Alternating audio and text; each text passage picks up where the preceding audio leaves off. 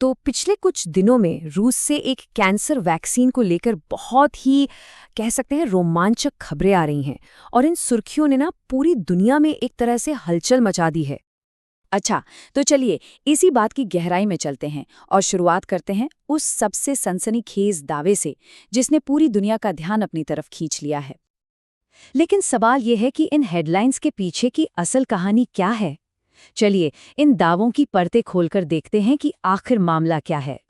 देखिए, इस पूरी कहानी को समझने के लिए ना सबसे पहले एक बहुत बड़ी कंफ्यूजन को दूर करना होगा। असल में ये जो खबरें हैं ये किसी एक वैक्सीन के बारे में हैं ही नहीं। ये दो बिल्कुल अलग अलग प्रोग्राम्स की कहानी है जिन्हें मीडिया ने जाने अनजाने में एक साथ मिला दिया है। और यही वो कन्फ्यूजन है जो इस पूरी कहानी की जड़ में है। तो चलिए इसी गुत्थी को सुलझाते हैं। अब यहाँ देखिए, ये दो प्रोजेक्ट्स कितने अलग हैं।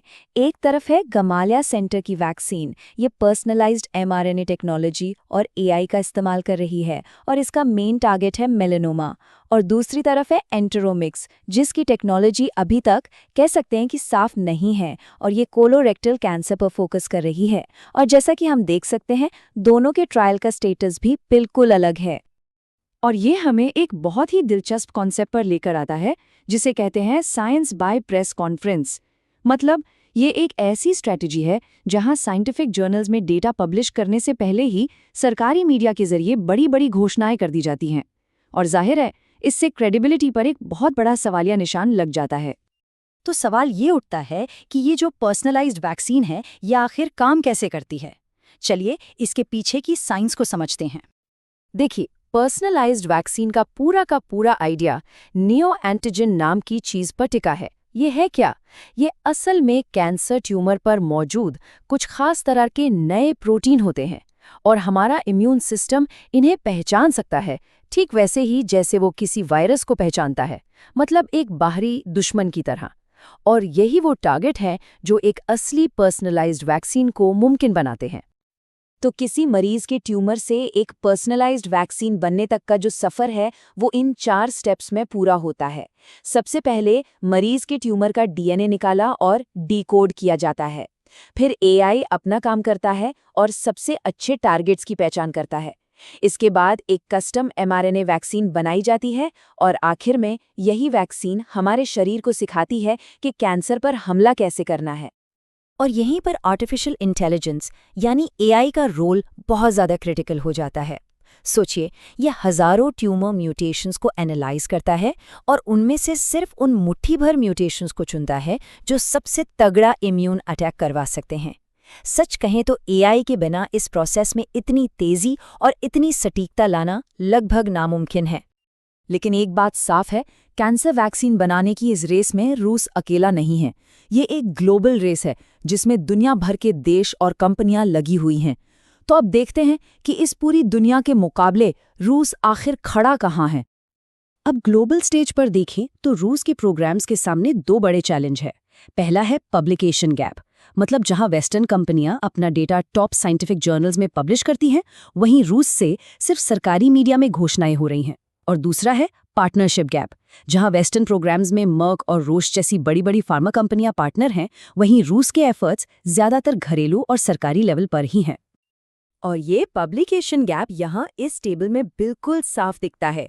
एक तरफ देखिए मॉडर्ना और बायोएनटेक है जिनके पास मजबूत पब्लिश्ड क्लिनिकल डेटा है, मतलब वो डेटा जो दुनिया के साइंटिस्ट देख और परख चुके हैं। और दूसरी तरफ है रूस के प्रोग्राम्स जिनका डेटा सिर्फ प्रेस रिलीज तक ही सीमित है। और ये प्रेस रिलीज और साइंटिफिक प्रूफ के बीच का एक बहुत बड़ा फर्क है।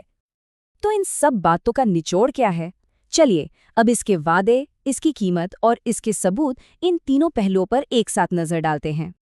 सबसे पहले बात करते हैं एक बहुत ही एम्बिशियस दावे की। रूस का गैमालिया सेंटर कहता है कि वो बायोप्सी से लेके फाइनल वैक्सीन बनाने तक का पूरा प्रोसेस सिर्फ 1 हफ्ते में कर सकता है। ये सुनने में बहुत ही तेज लगता है क्योंकि वेस्टर्न प्रोग्राम्स में इसी काम के लिए आमतौर पर कई हफ्तों से लेकर कुछ महीने तक लग जाते हैं। और फिर आती है बात कीमत की। रिपोर्ट के मुताबिक गैमालिया वैक्सीन की एक डोज की कीमत करीब $2900 होगी और ये पूरी तरह से सरकारी फंडिंग पर आधारित है। अगर ये सच है तो ये कीमत एडवांस ट्रीटमेंट्स को लेकर पूरी दुनिया में एक्सेस को बदल सकती है। अब इसकी तुलना कीजिए वेस्टर्न वैक्सीन से, जिनकी अनुमानित कीमत प्रति मरीज $1 लाख से भी ज्यादा है। तो कीमत का ये जो फर्क है, ये जमीन आसमान का है और इसके बहुत बड़े इम्प्लीकेशंस हो सकते हैं। तो चलिए अब वापस उसी सबसे बड़ी हेडलाइन पर आते हैं। ये जो एंटीरोमिक्स के लिए 100% इफेक्टिव होने का दावा किया जा रहा है, इसका असल में मतलब क्या है? यहाँ सबसे जरूरी बात ये समझने की है कि ये 100% का आंकड़ा इंसानों पर हुए ट्रायल का नहीं है। ये जानवरों पर हुए प्री क्लिनिकल ट्रायल्स का नतीजा है। और साइंस में ये एक जानी मानी बात है कि जो चीज़ जानवरों में काम करती है वो इंसानों में भी काम करेगी, इसकी कोई गारंटी नहीं होती। इसीलिए इस हेडलाइन के आधार पर इंसानों के लिए कोई नतीजा निकालना साइंटिफिकली बिल्कुल गलत है। तो आगे हमें किन चीज़ों पर नज़र रखनी चाहिए ताकि इसकी क्रेडिबिलिटी का पता चले? देखिए, कुछ माइलस्टोन्स हैं, जैसे क्या इनका फेज़ 1 का डेटा किसी अच्छे साइंटिफिक जर्नल में पब्लिश होता है, क्या ये बड़ी बड़ी ऑन्कोलॉजी कॉन्फ्रेंसेस में अपना डेटा प्रेजेंट करते हैं, और क्या इनके ट्रायल्स clinicaltrials.gov जैसी वेबसाइट पर रजिस्टर होते हैं। यही वो चीज़ें हैं जो असली तस्वीर साफ करेंगी। तो आखिर में सवाल यही बचता है, क्या ये वाकई ग्लोबल मेडिसिन के लिए एक गेम चेंजर साबित होगा, एक नया मॉडल बनाएगा, या फिर ये सिर्फ साइंस बाय प्रेस कॉन्फ्रेंस की एक और कहानी बनकर रह जाएगा? खैर, इसका जवाब तो सिर्फ वक्त और सबसे ज़रूरी पारदर्शी और साइंटिफिक डेटा ही दे पाएगा।